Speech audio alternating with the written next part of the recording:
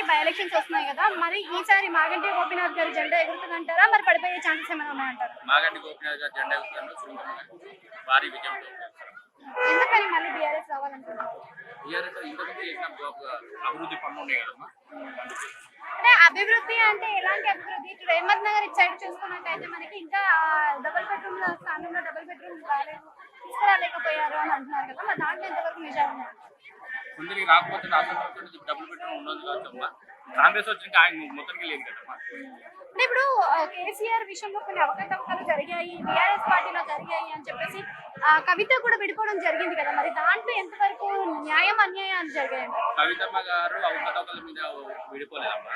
అందుకే గుర్తింపు రాలేదు, మాకు ఎక్కువ ఇవ్వట్లేదు గుర్తింపు అని దాని మీద విడిపోయింది. అసలు ఇలాంటి సభలు ఎందుకు నిర్వహిస్తున్నారంటే ఎలక్షన్ కదమ్మా, మా మెజార్టీ చూపించాలి, మా బలబలంగా చూపించాలి కదమ్మా. అంటే పార్టీలో ఇప్పుడు ఏమైనా మార్పులు చేర్పులు జరిగే అవకాశాలు ఉన్నాయంటారా? మరి ఇలాంటి మార్పులు లేదమ్మా. నవీన్ యాదవ్ గారి మీద మాగంటి సునీత గారు భారీ విజయంతో చేస్తారు, దానికి ఇంకా వేరే మాట లేదు, అందరిది ఒకటే మాట. సో అపోజిషన్ కూడా అంతే స్ట్రాంగ్ గా ఉన్నారు కదా, అపోజిషన్ స్ట్రాంగ్ ఉందని చెప్పేసి అనుకుంటున్నారు, కానీ ఏం లేదు. అంటే ఈమెకే ఓటేస్తారని అపోజిషన్ స్ట్రాంగ్ ఉందని మీరు అనుకుంటారు. ఎప్పుడైతే క్యాండిడేట్ నిలబెట్టారో ఆ క్యాండిడేట్ నిలబెట్టినప్పుడు మేము నైతికంగా విజయం సాధించాం. ఏ విధంగా సార్?